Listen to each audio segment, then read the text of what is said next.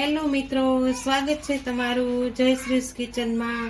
તો આજે આપણે બનાવવાના છીએ લીલા વટાણા મુઠિયાનું શાક। તો તેના માટે મેં અહીંયા વટાણા લઈ લીધા છે, મેથી છે, લીલા ધાણા છે અને આદુ, મરચી અને લસણની પેસ્ટ લઈ લીધી છે।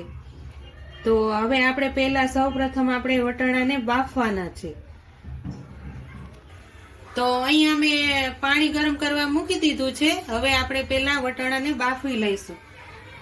તો વટાણા એડ કરી દઈશું ને થોડુંક નિમક એડ કરી દઈશું। તો આપણા વટાણા બફાય ત્યાં સુધીમાં આપણે મુઠિયાનું સ્ટફિંગ તૈયાર કરી લઈએ। તો હવે આપણે મુઠિયા બનાવવા માટે અહીંયા એક પેન લઈ લીધું છે। તેમાં પહેલા આપણે થોડી મેથી એડ કરીશું, લીલા ધાણા એડ કરીશું અને આદુ, મરચા અને લસણની પેસ્ટ નાખીશું। તમારા તીખાસ પ્રમાણે તમે લઈ શકો છો। તો હવે તેને આપણે મિક્સ કરી લઈશું। હવે આપણે તેમાં લોટ એડ કરીશું। અહીં અમે 1 વાટકી જેટલો ભાખરીનો કરકરો લોટ લઈ લીધો છે, તે એડ કરી દઈશું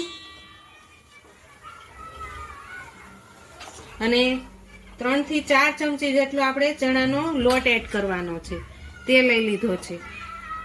હવે તેમાં આપણે સ્વાદ પ્રમાણે બધા મસાલા એડ કરી દઈશું। 1 ચમચી ધાણા જીરું પાવડર, સ્વાદ પ્રમાણે નિમક, અડધી ચમચી હળદર અને થોડુંક લાલ મરચું, કારણ કે આપણે મરચી લીધી છે એટલા માટે, અને થોડો ગરમ મસાલો એડ કરી દઈશું। 1 થી 1.5 ચમચી જેટલા તલ છે અને અડધી ચમચી અજમા છે, તે પણ એડ કરી દઈશું। 1 ચમચી જેટલી ખાંડ એડ કરી દઈશું।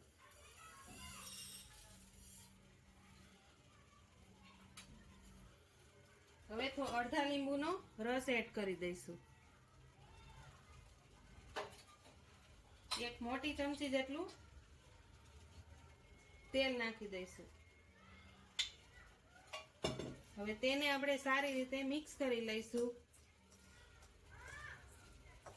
પહેલા આપણે મિક્સ કરી લેવાનું છે, પછી જોતા પૂરતું જ પાણી એડ કરવાનું છે।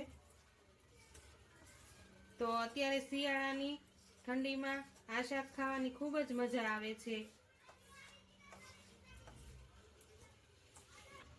તો આપણે એમાં થોડું થોડું પાણી એડ કરતા જઈશું અને સરસ રીતે લોટ બાંધી લેવાનો છે,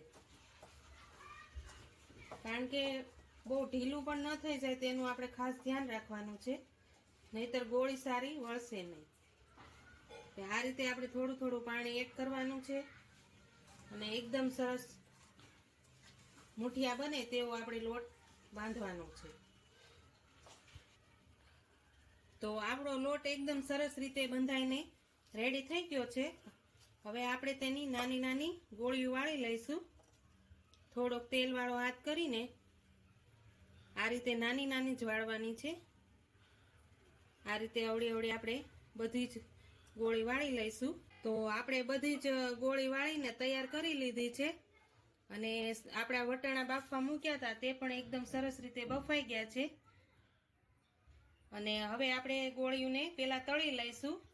તો અહીંયા મેં તળવા માટે તેલ મૂકી દીધું છે। તો આપણે હવે પહેલા બધી જ ગોળીને તળી લઈશું। તો આપણા બોલ્સ બધા સારી રીતે તળાઈ ગયા છે। હવે આપણે તેને કાઢી લઈશું। આ રીતે આપણે બ્રાઉન કલરના થાય ત્યાં સુધી તળવાના રહેશે। તો એકદમ સરસ રીતે આપણા તળાઈ ગયા છે। તો હવે આપણે શાકનો વઘાર કરી લઈશું। આપણે જેમાં ગોટી તળી હતી તેમાં જ આપણે તેલ રાખ્યું છે, તો અડધી ચમચી રાઈ જીરું એડ કરી દઈશું.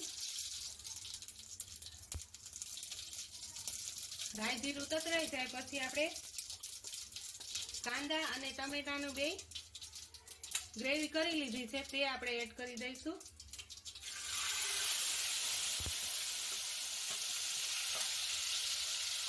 હવે થોડી વાર આપણે તેને સારી રીતે સાતળી લઈશું.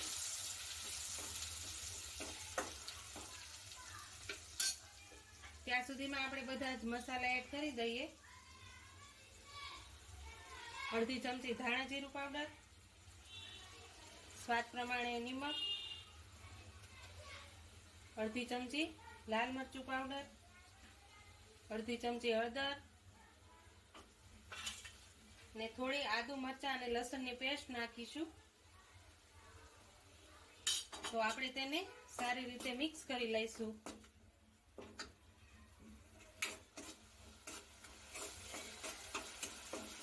હવે મિક્સ થઈ ગયું છે. આમાં હવે થોડી આપણે લીલી મેથી એડ કરીશું એટલે એકદમ સરસ સ્વાદ આવે.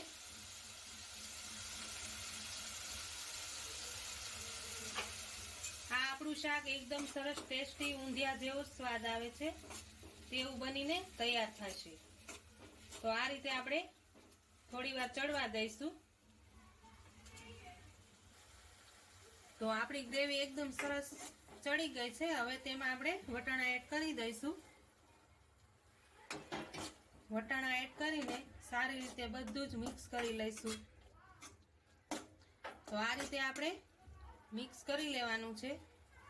હવે તેમાં આપણે 3 થી 4 ગોળી છે તેનો ભૂકો એડ કરી લઈશું. તે પણ એડ કરી દઈશું. તો આનાથી બહુ જ સરસ સ્વાદ આવે છે. હવે આપણે વટાણા બાફ્યા હતા તે થોડું પાણી એડ કરી દઈશું.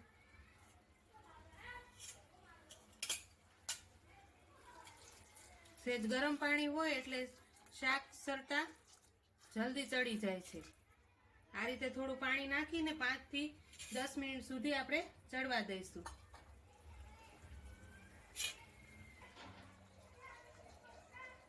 તો આપણું એકદમ સરસ ગ્રેવી ચડીને તૈયાર થઈ ગઈ છે. હવે તેમાં આપણે બધી જ ગોળી એડ કરી દઈશું.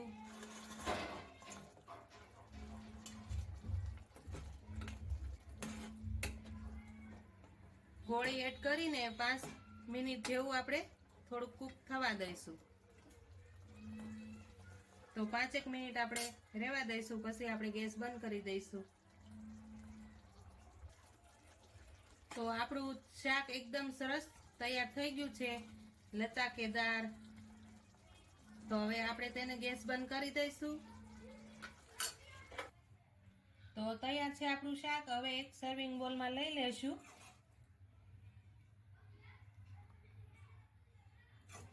તો તૈયાર છે મુઠિયાનું શાક. એકદમ સરસ બનીને તૈયાર થયું છે.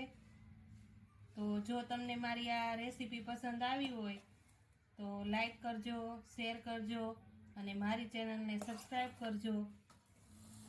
અને કોમેન્ટ કરીને કહેજો કે તમને વટાણા મુઠિયાનું શાક કેવું લાગ્યું.